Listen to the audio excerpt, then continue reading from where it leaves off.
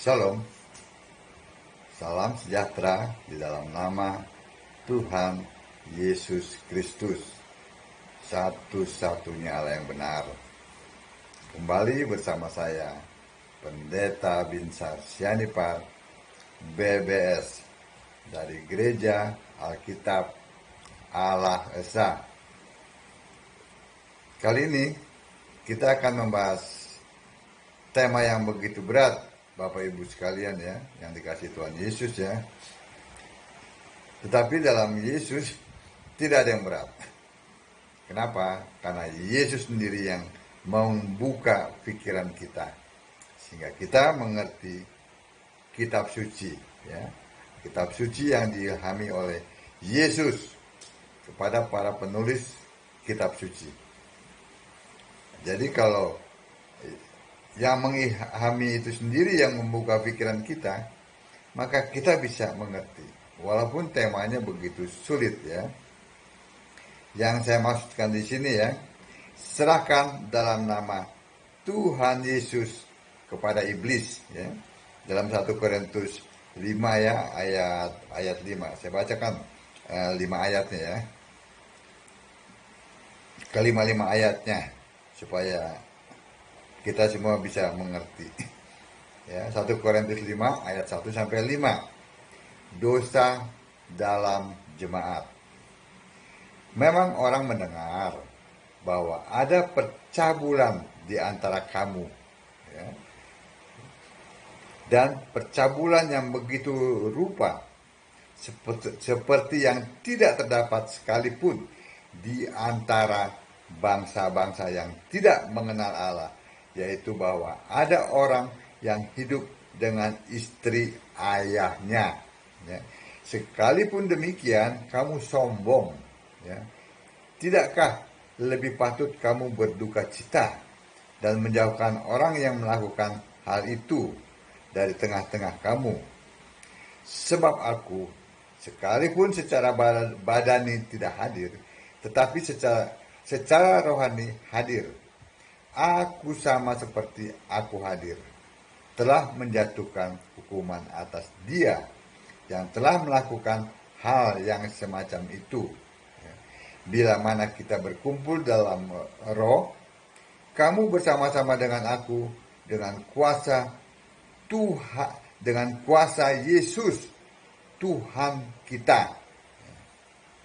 Orang itu harus kita serahkan dalam nama Tuhan Yesus kepada iblis, sehingga binasa tubuhnya, agar rohnya diselamatkan pada hari Tuhan. Jadi ada percabulan yang sedemikian rupa ya, di antara orang-orang yang orang Kristen lah ya, katakan seperti itu ya, di Korintus ya, ya, yang hidup bersama istri ayahnya ya. Ayat yang kelima ya, dari 1 Korintus 5 ayat 5. Ini yang menjadi tema kita.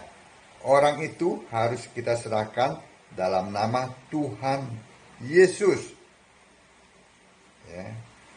Kepada siapa? Kepada iblis ya. Sehingga binasa tubuhnya, agar rohnya diselamatkan pada hari Tuhan.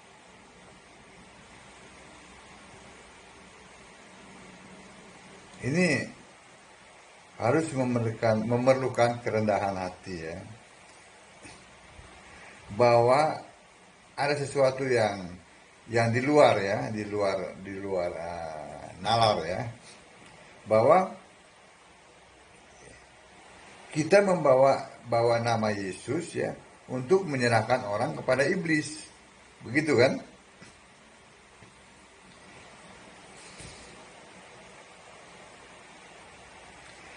Kemungkinan ya, dari keadaan jemaat di Korintus itu, 1 Korintus itu ya, adalah orang hidup dengan istri ayahnya ya. Yang paling berat kemungkinan adalah anak kandung berbuat percabulan dengan ibu kandung gitu ya. Ini yang menjadi sangat berat problemnya ya. Karena percabulan ini tidak pernah ada di luar bangsa ya yang tidak menyembah Allah. Ya. Lalu jadi ayat yang kedua ya, seharusnya orang ini diusir dari jemaat ya. Tapi kenapa jemaat tidak berani mengusirnya ya? Kemungkinan orang yang berbuat cabul ini adalah pemimpin jemaat itu sendiri, sehingga jemaatnya tidak berani untuk mengusirnya. Lalu Paulus turun tangan untuk mengatasi masalah ini ya. Dia berseru untuk menyerahkan orang yang berzina ini kepada iblis di dalam nama Yesus. Karena tidak mungkin kita meminta Yesus ya, yang adalah Allah, untuk mengutuk orang ini. Tidak mungkin kita meminta Yesus itu ya untuk membinasakan orang ini. Tidak mungkin ya. Kenapa? Karena rancangan Yesus itu bukan rancangan kutuk-kutukan, tetapi rancangan Yesus itu yang adalah Allah itu adalah rancangan damai sejahtera gitu.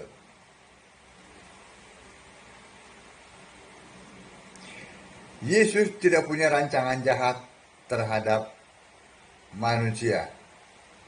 Itu yang harus dimengerti. Sebab itu serahkan saja orang ini tubuhnya kepada iblis di dalam nama Yesus Kristus ya. Nah, iblis takut ya kepada Yesus Kristus, dia takut. Tapi dia juga sangat senang menerima orang ini, tubuh ini. Nah, pada saat iblis menerima tubuh ini, ya, bukankah iblis berkuasa, ya, mengadakan sakit penyakit, ya. Berbeda kalau orang ini diproteksi oleh nama Yesus Kristus, tetapi dia sudah diserahkan kepada iblis. Dengan demikian dia tidak ada lagi dalam proteksi Yesus Kristus. Lalu iblis memberikan sakit penyakit, contohnya ya sakit lumpuh, stroke, gula dan lain-lainnya, ya, yang sehingga membuat orang itu tubuhnya menjadi lemah, tubuhnya menjadi sakit. Nah, tubuh inilah yang sebelumnya sudah diserahkan kepada iblis. Nah, iblis berkuasa melakukan itu, ya, karena tidak dilindungi nama Yesus. Nah, diserahkan tubuh ini kepada iblis, ya, tujuannya apa? Supaya rohnya diselamatkan. Nah, maksudnya apa? Maksudnya, ya, orang itu masih bisa berjemaat walaupun dia stroke, walaupun dia sakit gula, walaupun dia sakit macam-macam gitu ya. Dia masih bisa berjemaat, ya, masih setia dalam iman, ya. Kelak rohnya, ya, itu akan diselamatkan. Pada saat kematiannya dia dibawa ke Firdaus. Jadi tubuhnya itu binasa, tetapi rohnya itu selamat. Begitu ya. Itu maksud daripada serahkan tubuhnya ya kepada iblis di dalam nama Yesus Kristus. Tubuhnya binasa, rohnya selamat ya.